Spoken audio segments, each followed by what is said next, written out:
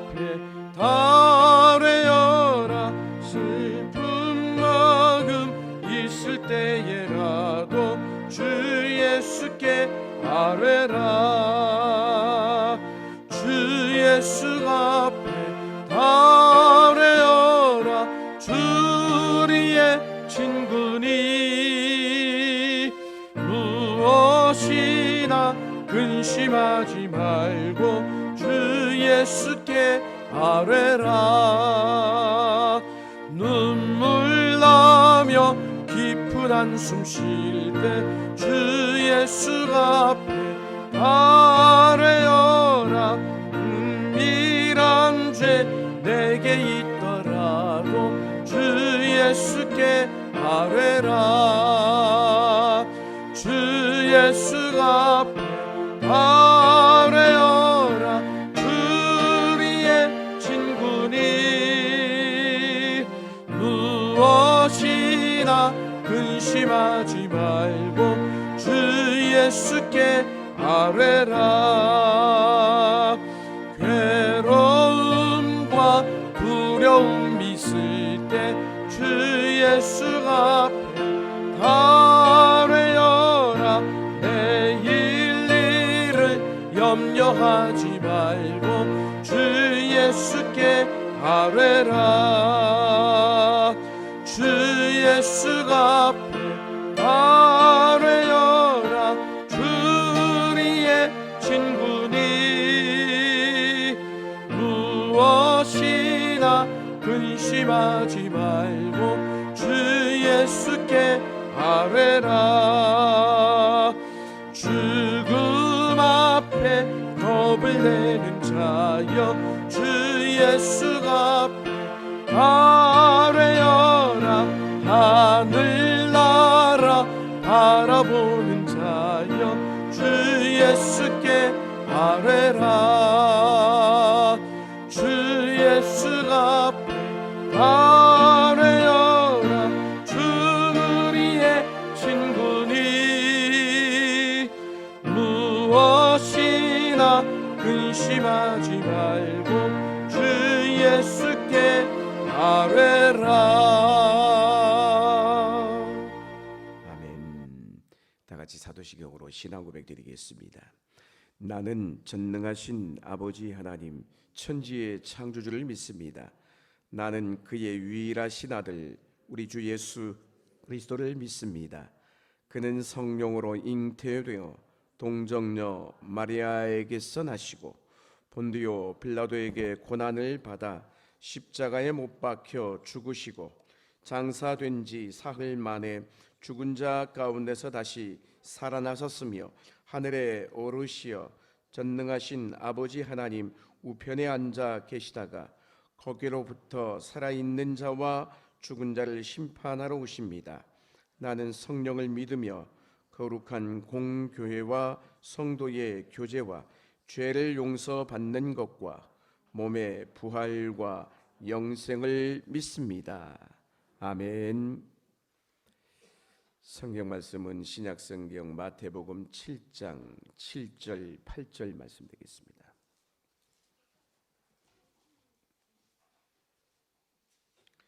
마태복음 7장 7절 8절 말씀.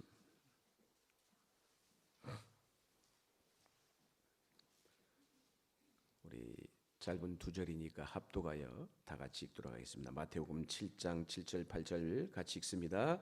구하라 그리하면 너희에게 주실 것이요 찾으라 그리하면 찾아낼 것이요 문을 두드리라 그리하면 너희에게 열릴 것이니 구하는 이마다 받을 것이요 찾는 이는 찾아낼 것이요 두드리는 이에게는 열릴 것이니라.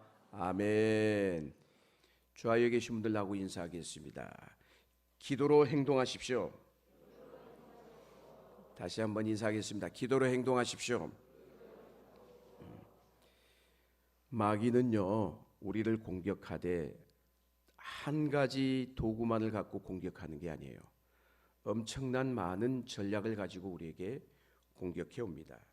우리를 공격할 수 있는 도구들이 한마디로 굉장히 많다라는 거예요. 총 하나만 있는 게 아니라는 거예요. 대포도 있고 미사일도 있고 비행기도 있고 얼마든지 있다는 거예요. 마치 북한이 우리 남한을 공격할 수 있는 무기가 하나만 있는 게 아니라 많은 것처럼 핵무기도 있잖아요. 뭐 학자들에 가면은, 전문가들에 가면은 북한의 핵무기가 한 50기 정도 된답니다. 지금 장난이 아니죠. 대포로도 쏠 수 있고, 땅굴을 팔 수도 있고, 간첩을 난파할 수도 있고, 거짓으로 회담하면서 뒤에서는 또 딴짓할 수도 있고요. 우리를 공격해오는 도구는 그처럼 수도 없이 많다는 것입니다. 컴퓨터 해킹을 할 수도 있고요. 북한에서는 해킹 요원만 3,000명이나 있다라고 얘기합니다. 3,000명이나 된대요. 그러니까 우리는 똑똑하고 뛰어나도 안 한다고, 본인이 싫다고 하면 우리나라는 못 하잖아요. 안 되잖아요. 안 돼, 우리나라는. 그러나 북한은 그 방면에 있어서, 그 컴퓨터에 있어서 뛰어나고 재능이 있으면 무조건 와라 하면 그냥 와야 되는 거예요. 안 오면 죽는 거예요, 여러분. 죽기 살기로 와야 되는 겁니다, 여러분. 그래서 북한에서 머리가 좋고 똑똑한 사람은 바로 이 다 핵무기 개발하는데 다 집어넣어 놨어요. 그런 쪽으로는 우리나라보다 훨씬 뛰어난 것이죠, 여러분. 그럴 수밖에 없어요. 우리나라는 평양감사도 지하기 싫으면 안 되는 것이죠, 여러분. 마찬가지로 마귀의 공격의 방법은 산 넘어 산이라고 딱 하나만 있는 게 아니에요. 이거 하나만, 이걸 딱 막아야지, 딱 막아 놓으면 그걸로 끝나는 게 아니라 또 다른 쪽에서 옆구리가 터지는 거예요. 요거 하나 막아 놓으면 저쪽에서 터지고, 이것 하나 막아 놓으면 또 이쪽에서 터지고, 그렇게 마귀는 우리를 수도 없는 방법으로, 전략으로 우리를 공격해 와요. 그래서 하나만 막으면 다 됐다, 그렇게 생각하면 바보 천치라는 것입니다. 어디서 무슨 일이 생겨날지 모르는 거예요. 그래서 우리는 늘 영적인 긴장감을 가지고 살아가야 되는 것이에요. 아, 내가 예배의 자리에 있으니까, 기도의 자리에 있으니까 다 끝났구나, 그게 아니라는 것이에요. 그래서 오늘 말씀은 우리가 잘 아는 유명한 말씀이죠. 구하라, 찾으라, 두드리라. 기도의 확장을 얘기하는 거예요. 기도의 범위를 확장시켜서 얘기하는 거예요. 구하는 걸로 끝나면 안 된다는 거예요. 찾아내야 되고 두드려야 된다는 것이에요. 확장시키면 풍성해지게 되어 있는 것이에요. 기도를 말로만 한다고 생각하면 말로 하는 응답밖에 못 받는 거예요, 여러분. 오늘 기도의 범위를 확장시키면 우리의 삶의 그 기도의 열매가 더 풍성해진 줄로 믿습니다.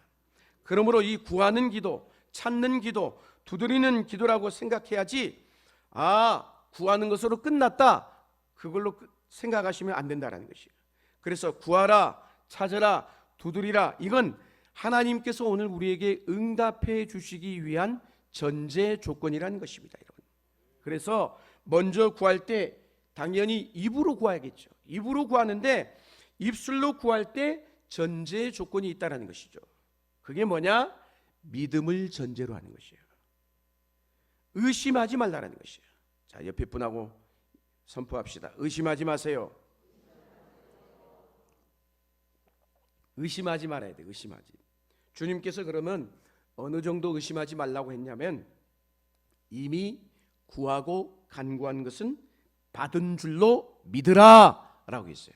아멘. 믿으라라고 했어요. 받은 줄로 믿으라라고 했습니다.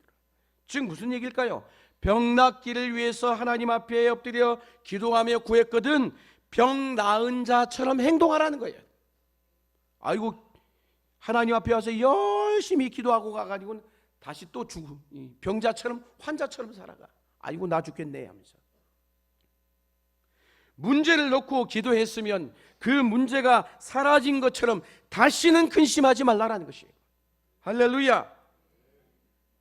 그 얘기가 있죠. 그래서 성경에 예를 든다면 사무엘의 어머니였던 한나를 기억하실 것입니다, 여러분. 한나가 그랬거든요. 한나가 자식이 없어서 하나님 앞에 열심히 눈물을 흘리며 끊임없이 하나님 앞에 기도했는데 엘리 제사장이 축복 기도를 합니다.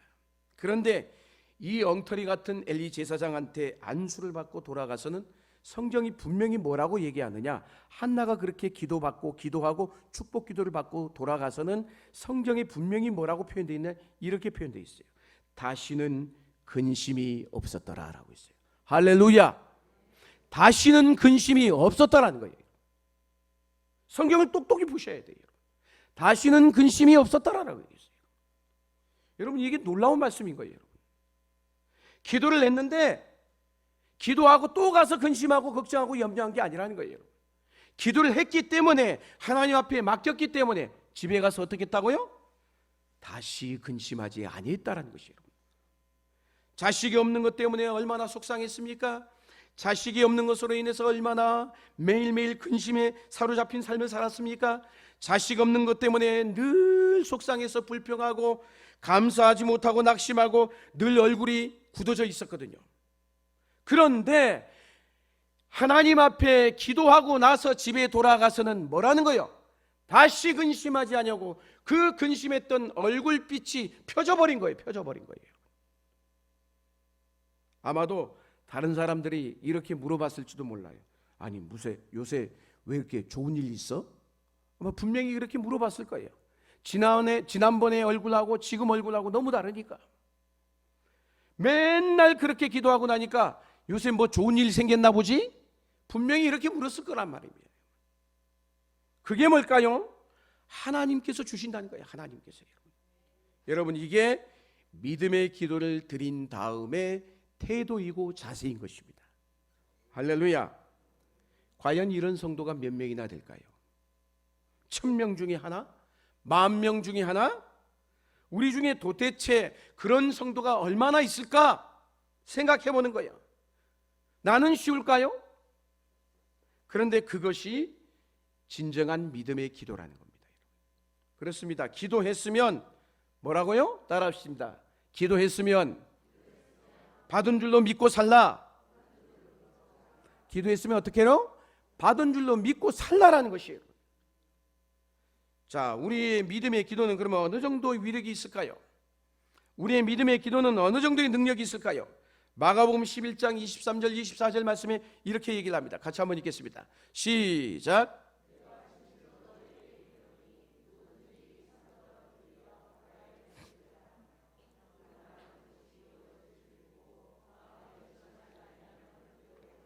(24절) 그러므로 내가 너에게 말하노니 무엇이든지 기도하고 구하는 것은 받은 줄로 믿으라. 그리하면 그대로 되리라. 아멘. 자, 받은 줄로 믿으라라고 했어요. 할렐루야. 그런데 우리는 기도해놓고 자꾸 한계선을 제한선을 그어놔요. 사실 그렇습니다. 우리가 그러잖아요. 예를 들면 감기가 왔을 때, 야, 요거 감기 기도하면 감기 열이 이거 떨어지겠구나. 그리고 스스로도 우리가 기도할 수 있어요. 그런데 내 몸에 감기가 아니고 암의 질병에 걸렸다고 해서 암덩어리가 지금 내 안에 있어. 이거 기도한다고 낫겠나? 이건 안 나는 거야. 우리가 이래요, 안 그래요? 우리가 그렇거든요, 여러분. 그와 똑같은 거예요, 여러분. 우리가 한계선을 그어 놓는 거예요, 여러분. 그래서 쉽지 않다는 거예요, 여러분. 쉽지 않다는 것 잘 압니다, 저도. 예수님이 우리를 더 잘 알아요. 우리가 한계 있는 존재라는 것을. 그럼에도 주님이 왜 그럼에도 불구하고 저런 말씀을 하셨겠느냐라는 거예요. 무엇이든지 기도하고 구하는 것은 받은 줄로 믿으라라고 했어요. 할렐루야. 우리 주님이 말이 안 되는 소리를 하신 적이 있어요? 얼토당토 않은 얘기를 하신 거예요, 지금? 예수님께는 능치 못함이 없는 거예요, 여러분. 분명히 저렇게 말씀하셨는데도 내가 한계선을 긋고 있어요, 내가. 여러분, 예수님께서 복음서를 읽다 보면은 소녀가 사람들은 다 죽었다라고 생각했어요. 근데 예수님이 뭐라고 했어요? 아니다라는 거예요. 잔다, 자고 있다라고 얘기를 했어요. 자고 있다라고 얘기했어요. 사람들이 다 비웃었겠죠. 무슨 소리냐고. 죽은 지 지금 얼마나 시간이 흘렀대. 지금 다 이미 죽어가지고 지금 몸이 딱딱 굳어가지고 시체가 되어버렸는데. 그런데 주님은 그럼에도 불구하고 뭐예요? 죽은 게 아니라 잔다라는 거예요. 당연히 자니까 깨웠겠죠, 주님이. 일어나라 라고. 달리다굼 그랬잖아요, 여러분. 예수님께서 어디 그뿐입니까? 요한복음에 보면은 자기 친구였던 나사로를 뭐라고 했어요? 살리러 가자 이렇게 얘기하지 않았어요. 요한복음을 가서 집에 가서 꼭 똑똑히 읽어보세요. 11장에 요한복음이 뭐라고 얘기하고 있어요? 내 친구를 깨우러 가자라고 했어요. 깨우러 가자라고 했어요. 아이 뭐 처음 듣는 것처럼 여러분 다 눈들이 그러시네. 다시 가서 성경을 읽어보시라고요. 여러분. 깨우러 가자라고 했어요. 여러분. 제 아들이 뭐라고 한 줄 아세요? 그래서 아이 주님이 그냥 우리에게 희망사항을 불어넣어 줬나 보다. 그냥 희망사항으로 얘기하시나 보다. 이미 죽었는데 이미 장례를 다 치르고 있잖아요. 여러분. 그래서 차라리 주님 말씀처럼 제자들도 우리를 격려하기 위해서 위로하기 위해서 그래 잠들었으면 좋겠지 그런 생각으로 이미 죽었다고 다 연락을 받았잖아요. 여러분. 장례를 치르고 있단 말이에요. 여러분. 그래서 제자들은 우리 주님께서 우리에게 그냥 위로하고 격려하기 위해서 희망사항으로 저렇게 말씀하시나 보다 그렇게 여긴 거예요. 그러나 주님은 결코 제자들을 위로하고 격려하기 위해서 희망사항으로 말씀하신 게 아니라는 거예요. 여러분. 예수님은 진짜 나사로를 깨우러 가신 거예요. 깨우러 가신 거예요. 그랬기 때문에 그 주님이 오늘 이 아침에도 우리에게 동일하게 똑같이 말씀하고 있는 거예요. 여기 여러분 우리가 살아가면서 여러분의 삶의 인생 가운데 산 같은 문제가 있느냐? 여러분 앞에 지금 산이 있냐? 물어보고 있는 거예요. 산이 있다면 뭐라고요? 그 산을 바다에 던져지라 하면 그 기도한 대로 정말 이루어질 것이다라는 것이에요. 할렐루야. 믿음의 기도라면 언젠가 그 산은 반드시 옮겨지게 돼 있다는 것이에요. 우리 주변에 그런 일이 왜 없어요? 일어난단 말이에요. 일어나요. 우리가 그래서 자꾸 잊어버리는 게 있어요. 응답받고 잊어버리는 게 숱하게 많아요. 그때는 굉장히 그래 내가 응답받았는데 근데 순간 잊어버렸어요. 다 지나고 나니까 그 하나님이 내 기억 속에 없는 거야. 별로. 여러분 기도하고 응답받았는데 지금 응답받고 해결되고 편안해지니까 잊어버린 거예요. 잊어먹고 사는 거예요. 잊어먹고 사는 거예요. 한나가 응답을 받았어요. 여러분. 한나가 어떻게 하고 있어요? 성경에 보면 한나가 응답받았습니다. 사무엘을 응답받고 자식을 얻었잖아요. 그런데 한나의 반응이 어떻습니까? 마냥 좋아했을까요? 마냥 좋아하지 않았어요. 여러분. 하나님께 사무엘을 바쳤단 말이에요. 이게 또 무서운 거예요. 참 한나가 대단한 사람이라는 걸 알 수가 있어요. 여러분. 이런 사람 흔합니까? 흔치 않아요. 여러분. 여러분 은혜를 우리가 쉽게 잊어버려요. 쉽게 잊어버려요. 그런데 자기 자식이라고 지금 한나는 생각하지 않았던 거예요. 이미 하나님 앞에 약속했기 때문에 서원했기 때문에 하나님께서 응답으로 주신 이거는 내 자식이 아니고 내 생명이 아니라 하나님의 생명이야. 그래서 성전에 가서 딱 바쳐버린 겁니다. 여러분 그렇잖아요. 지금 얼마나 고생하고 자식이 없다가 정말 하나님의 응답으로 받은 자식이잖아요. 얼마나 귀하겠습니까, 여러분? 그렇게 기도해서 얻은 자식, 그렇게 좀 힘들게 늦게 얻은 그 자식, 그런데 하나님 앞에 딱 바쳐버렸어요. 그랬더니 하나님께서 사무엘 뒤로 줄줄줄줄 하나님이 더 많은 자식으로 복을 부어주시잖아요. 여러분. 할렐루야. 생각해 보세요. 그 피덩이인 사무엘을 성전에다 딱 갖다 놓고 받쳐놓고 발이 떨어졌겠어요, 여러분?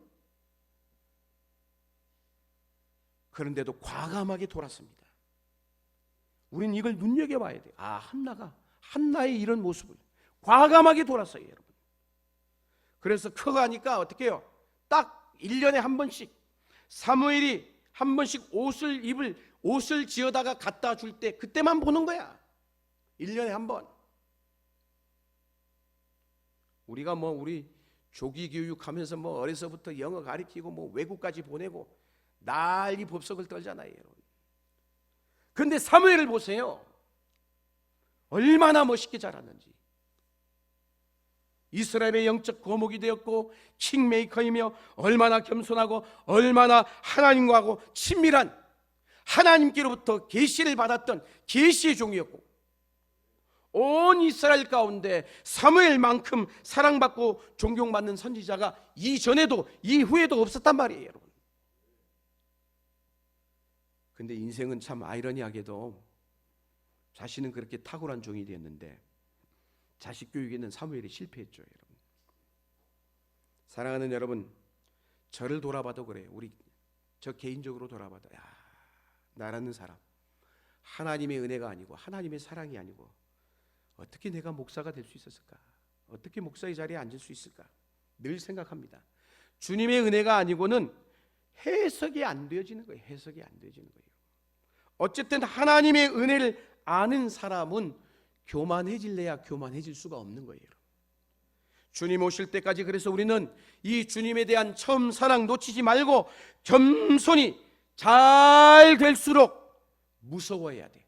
하나님을 두려워해야 된다는 것이에요. 잘 될수록 아무 일이 없을 때 더 조심해야 되는 것이에요. 옆에 분에게 얘기하세요. 아무 일 없을 때 더 조심하십시오. 아무 일 없을 때 조심해야 돼. 어디서 무슨 일이 터질지 몰라요. 항상 조심하고 다른 사람 시험거리 되지 말고 다른 사람 아프게 하지 말고 하나님 무서운 줄로 아시기를 축원합니다. 아멘. 하나님이 다 보고 계세요. 하나님이 다 알고 계세요. 우리가 무슨 짓을 하고 있는지, 왜 그 말을 하는지, 왜 그런 소리를 하는지 하나님이 보신다니까요. 다른 사람은 속일 수 있을지 모르지만 하나님은 속일 수가 없는 거예요. 다시 말씀으로 돌아와서 믿음으로 기도할 때 응답을 받습니다. 그러나 기도에는 뭐가 없다? 따라합시다. 기도에는 한계가 없습니다. 그래서 여러분, 저 산을 바다에 던진다는 게 말이 돼요? 말이 안 되잖아요. 여리고성이 무너진다는 게 말이 돼요? 소리 질렀는데 무너졌다? 말도 안 되는 거잖아요. 홍해가 갈라진다는 게 말이 됩니까? 말이 안 되잖아요, 여러분. 어떻게 광야에서 40년 동안 줄이지 않고 목마르지 않고 어떻게 40년 동안 걸어갈 수 있어요? 말도 안 되는 얘기잖아요. 뭘 얘기하는 걸까요? 인간적인 계산을 하지 말고 살자라는 것이에요. 인간의 계산만으로는 되어지지 않는 것이죠. 하나님이 그러나 함께 하시면 하나님께서 광야에 길을 내시고 사막에 강을 내시는 분이신 줄로 믿습니다. 지금도 마찬가지예요. 주를 믿는 자는 결코 죽지 않습니다. 그런데 하나님께서 기도해서 응답받은 사람에게는 늘 뭐가 있느냐? 전제 조건이 있어요. 그들에게는 공통적인, 응답받은 사람들의 공통적인 두 가지 전제 조건이 있어요. 가나의 혼인잔치를 예를 들면서 그 두 가지 조건을 말씀을 드립니다. 모든 사건과 상황 속에서 하나님께로부터 기도해서 응답받았다? 두 가지 전제예요. 첫 번째, 따라합시다. 믿음입니다. 이 말씀은 귀에 딱지가 않도록 들어야 되는 말씀인 것이에요. 반드시 응답받을 때는 그 응답의 뒤에는 뭐가 있었다? 믿음이 있었다는 거예요. 할렐루야.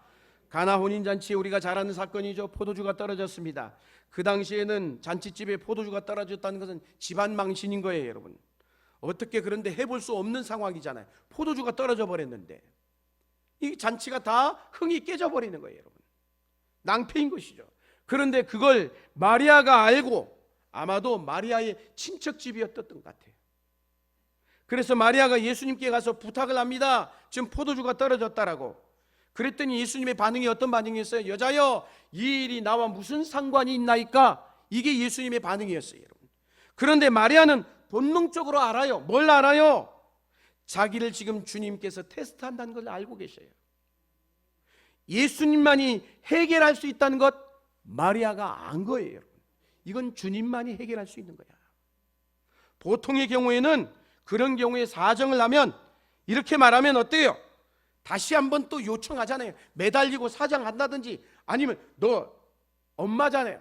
자식에게 화를 낸다든지, 너 이 문제 충분히 해결할 수 있잖아, 이렇게 얘기한다든지, 그렇게 했는 게 맞는데 전혀 마리아는 또 그렇지 않죠. 예수님이 뭐라고 해요? 이 일이 나와 무슨 상관이 있나이까? 그럼에도 불구하고 마리아는 1절 이런 방구 대꾸도 하지 않냐고. 그렇다고 해서 물러섰느냐? 물러서지도 않았어요, 여러분. 따지지도 않았어요. 그냥 돌아서서 묵묵히 행동으로 옮깁니다. 행동으로. 이게 마리아의 모습이에요. 뭘까요? 하인들을 불러다가 이렇게 말한 거예요. 뭐라고? 저분이 너희에게 무슨 말씀을 하시든지, 분명히 말씀을 할 터인데 무슨 말씀을 하실 것인지, 말이라고 하지 않았어요. 무슨 말씀이라고 했어요. 무슨 말씀을 하든지 그대로 행하라 라고 했어요.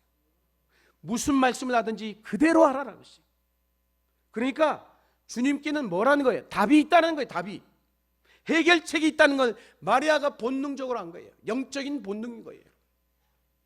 마리아가 왜 이런 믿음을 갖게 되었을까요? 예수님과 산 세월이 얼마입니까, 여러분? 그리고 누구보다도 예수님의 출생의 비밀을 알고 있는 유일한 존재예요. 누가? 마리아가. 그렇잖아요, 여러분. 이 세상 두 쪽이 나더라도 예수님은 하나님의 아들이시라는 것을 인정할 수 있는 유일한 존재가 누구예요? 마리아잖아요, 여러분.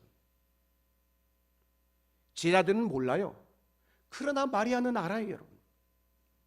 요셉이 안 믿어도 자신은 믿은 것 아니겠습니까?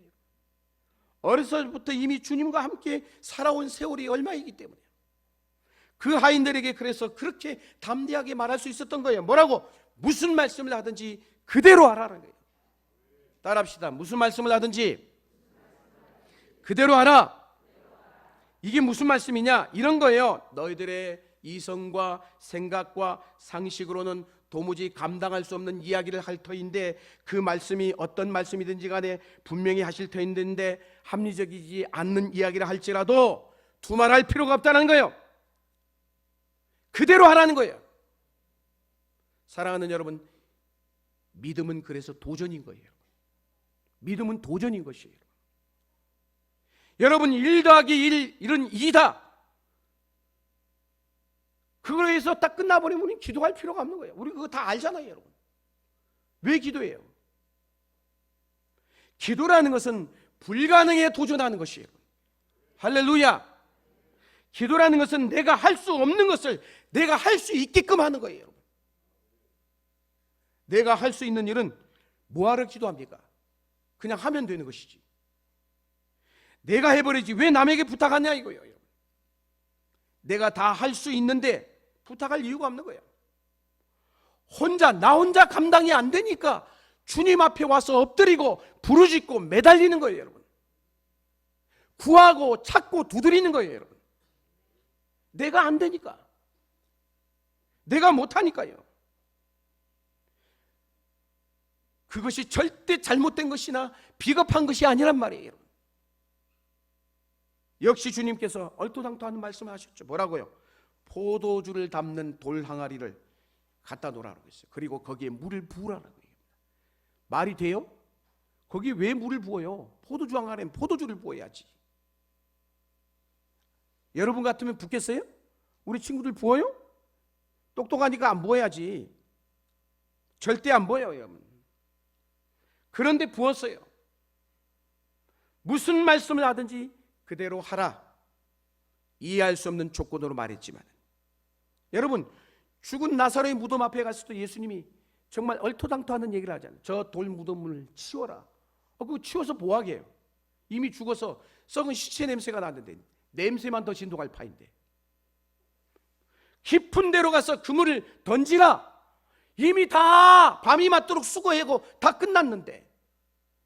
여러분 전문가들에게 물어보세요. 고기는 깊은 곳에 있는 게 아니에요. 얕은 곳에 있어요. 깊은 곳에 가서는 여러분 낚시로 해야지. 옛날 같으면은 여러분 옛날 그 그물로 되겠어요? 이미 그 그물 추가 있게 딱 내려선 순간 고기들이 다 도망가 버리지. 말이 됩니까? 말이 안 되는 거예요, 여러분. 말이 안 되기에 믿음이 필요한 것입니다. 어부인 나에게 그것도 목수인 그분이 깊은 데로 가서 그물을 던지라? 근데 믿음으로 그물을 던졌잖아요, 여러분. 돌랑아리에 물을 부으라? 믿음으로 갖다 부으라니까 부었잖아요, 여러분. 사랑하는 여러분, 믿음으로 하는 것이에요. 올 한해 이 믿음으로 기도함을 통해서 응답받으시는 저와 여러분이 되어줄 수 있기를 주 이름으로 축복합니다. 마지막으로 이 응답에는 반드시 무엇이 따르느냐? 믿음과 순종이 함께 가게 돼 있어요. 순종이 따라야 되는 것이에요. 할렐루야. 자, 오늘 말씀해 보세요. 오늘 말씀 떠나가지고 아까 지금 방금 가나 혼인잔치 이야기를 다시 한번 이야기를 합니다.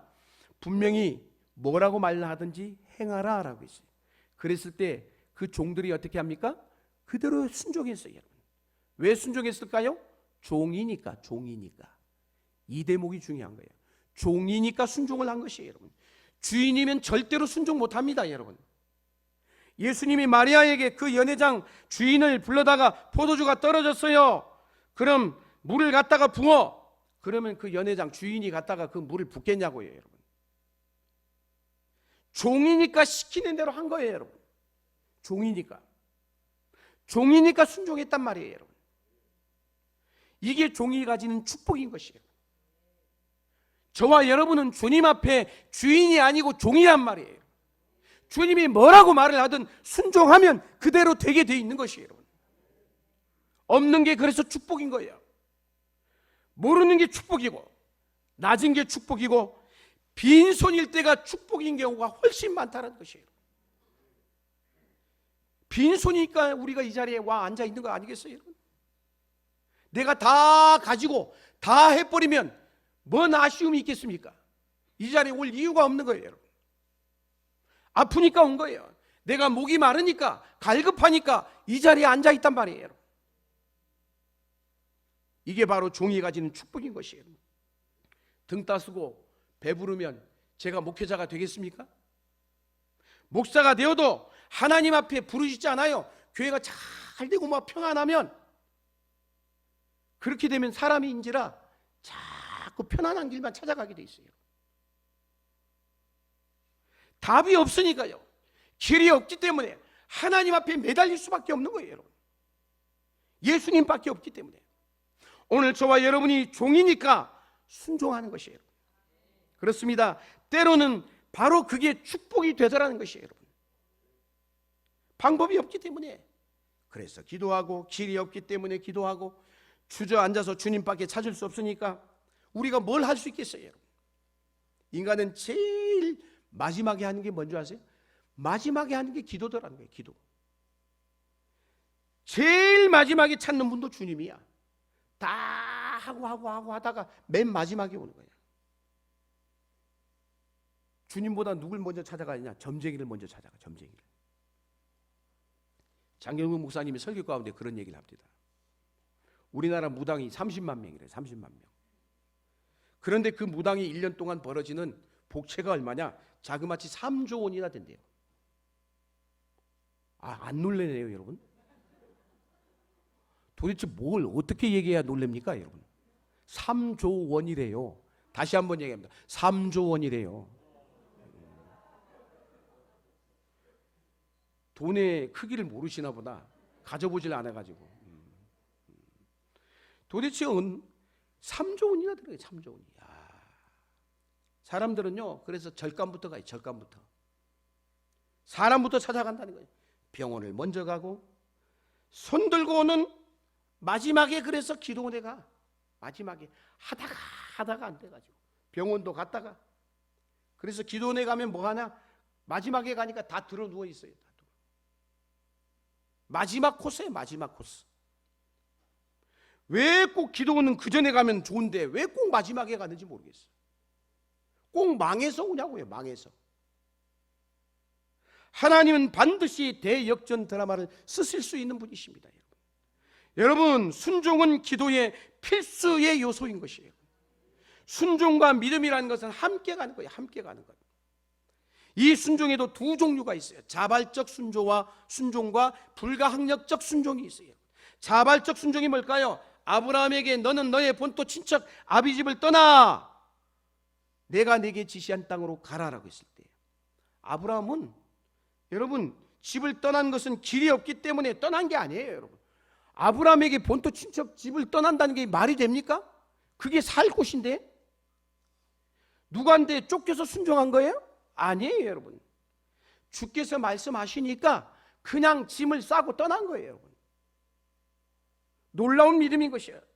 따져보세요. 갈대아 우르 땅을 떠날 만한 조건이 아브라함에게 하나도 없었단 말이에요, 여러분. 오히려 힘들죠. 나이도 75세이고 엄청난 모험인 거예요. 그러나 아브라함은 떠났어요. 이게 자발적 순종인 것이에요. 제자들 그물을 나를 따라오너라 내가 너희로 사람 낚는 어부가 되게 했을 때 그들은 그물을 버려두고 부모도 버리고 배까지도 버렸다라고 했어요. 이게 자발적 순종인 것이에요. 노아에게 방주를 지으라 군소리 하나 없이 수백 년 동안 방주를 지었어요. 방주를 지을 이유가 하나도 없어요. 매일 맑은 하늘인데 그래도 했단 말이에요. 그게 자발적 순종인 것이에요. 두 번째는 불가항력적 순종이에요. 이건 어쩔 수 없는 순종인 것이 어쩔 수 없는 순종. 억지로 진 십자가, 구레네의 십자가를 여러분 아실 거예요. 그것도 축복인 거예요, 여러분. 우리 주님 오시는 그날까지 우리는 그래서 순종함으로 나아가십시오. 기도했다면 기도한 대로 행동하시라는 것이에요. 주님 오시는 그날까지 우리는 구하고 찾고 두드리고 기도하며 행동하는 저와 여러분이 되셔서 어떤 원수 공격에도 무너지지 말고 하나 되어 거룩한 방파제로 승리해 나가시는 오늘 저와 여러분 될 수 있기를 주의 이름으로 간절히 축원합니다.